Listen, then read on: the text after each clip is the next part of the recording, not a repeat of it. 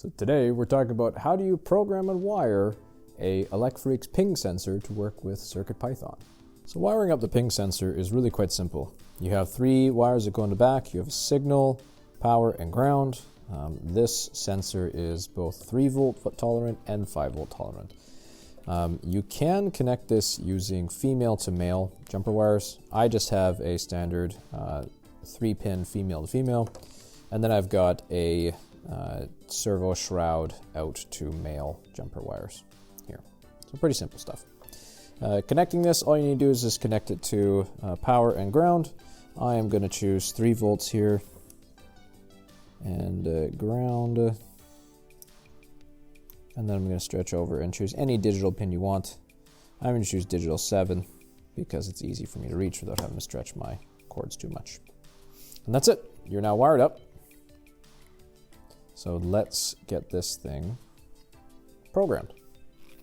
Coming over to the computer here. First thing we do is we're going to import board as usual. We'll also import time. And then in the description below, I've included a library that you can add in, sonarbit.py. So if you go to CircuitPy and then inside your lib folder, you're going to have to add the sonarbit.py file. This is a file that I've written to be able to read this distance sensor, because this distance sensor is a little bit different.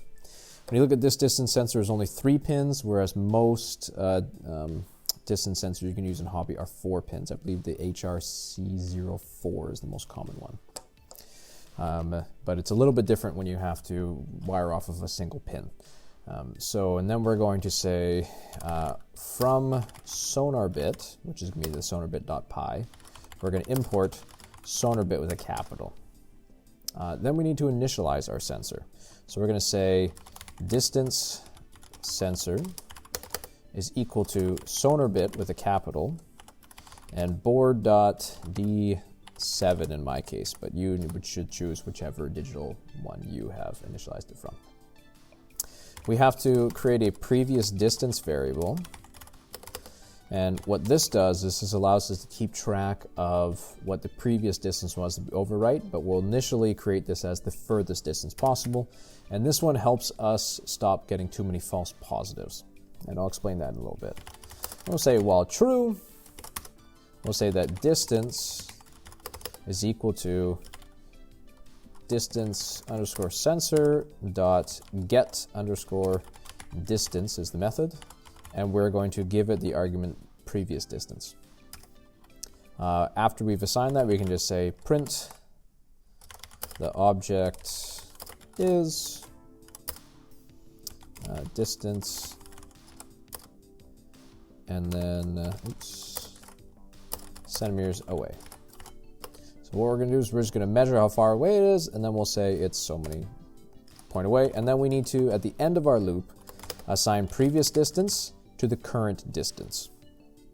And this will allow us to be able to call this with grabbing the current distance, because what can happen is this sensor will provide false positives. So how a distance sensor works is it sends out one signal, a ultrasonic noise, and then it listens for it in the other cone.